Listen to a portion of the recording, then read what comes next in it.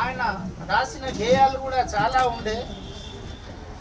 అటు కవిగా, ఇటు సంఘ సంస్కర్తగా, సాహితీవేత్తగా, కళాకారుడిగా కళామ తల్లి సేవలో 1971 నుంచి నేటి వరకు దాదాపు 43 సంవత్సరాలుగా వారు ఈ నాటక రంగంలో కళామ తల్లి సేవలో వాళ్ళు పునీతులై మనకు స్వంత ఇక్కడ ఆడిటోరియం నిర్మించుకోవాలనే ఉద్దేశంతో వారి యొక్క పట్టుదలతోనే ఇక్కడ కళాభారతి ప్రాంగణాన్ని మనం సాధించుకోవడం జరిగింది.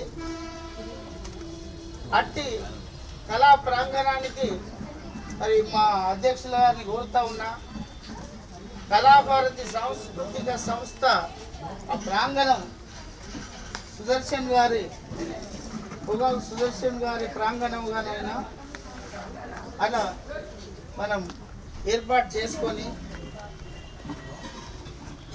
ఈ సంవత్సరమే తెలంగాణ రాష్ట్రం ఏర్పడ్డ తొలి రోజు నుంచి 3 రోజుల వరకు తెలంగాణ రాష్ట్ర స్థాయి నాటక పోటీలను ఇక్కడ జయప్రదంగా నిర్వహించడం జరిగింది. వారి పేరున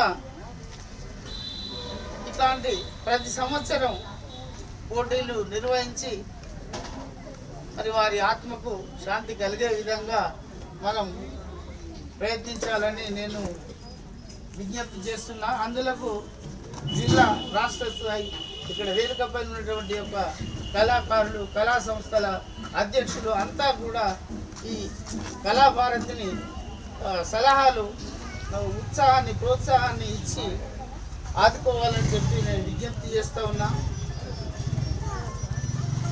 శ్రీమతి రాజేశ్వరి గారి సాహచర్యంలో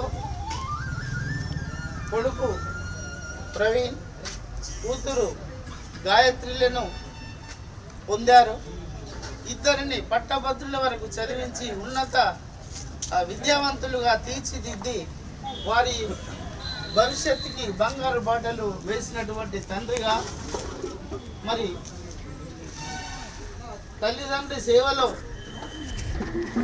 ఏ విధంగా ఒక కొడుకు ఉండాలని అందరికీ ఆదర్శంగా ఉండి తను మంచి మార్గంలో నడుస్తూ మమ్మల్ని కూడా నడిపించినటువంటి మహానుభావుడు.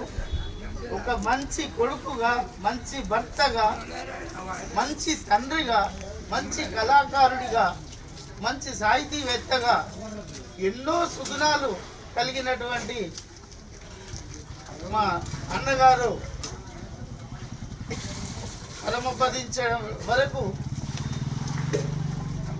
66 సంవత్సరాల 5 నెలల 8 రోజులు వారి ప్రస్థానంలో ఎన్నో ఆటుపోట్లు ఎదురైన దేనికి విరవకుండా, ఎవరికి ఏ ఆపద వచ్చినా అందరినీ కలుపుకొని అధైర్యపడొద్దు అని చెప్తూ వారికి ఉత్సాహాన్ని, ప్రోత్సాహాన్ని ఇచ్చి ముందుకు నడిపించినటువంటి వారు. వారి సంతాప సభకి విచ్చేసినటువంటి అందరికీ కృతజ్ఞతాభివందనాలు తెలియజేస్తూ, వారికి భగవంతుడు మంచి పునర్జన్మనిచ్చి ఈ సమాజాన్ని ఇంతకంటే ఉన్నత స్థితిలో నడిపేందుకు కృషి చేసే విధంగా వారికి ఉత్తమమైన జన్మను ఇవ్వాలని ఆ భగవంతుని ప్రార్థిస్తూ ఈ అవకాశం ఇచ్చిన అందరికీ అధ్యక్షుల గారికి ధన్యవాదాలు.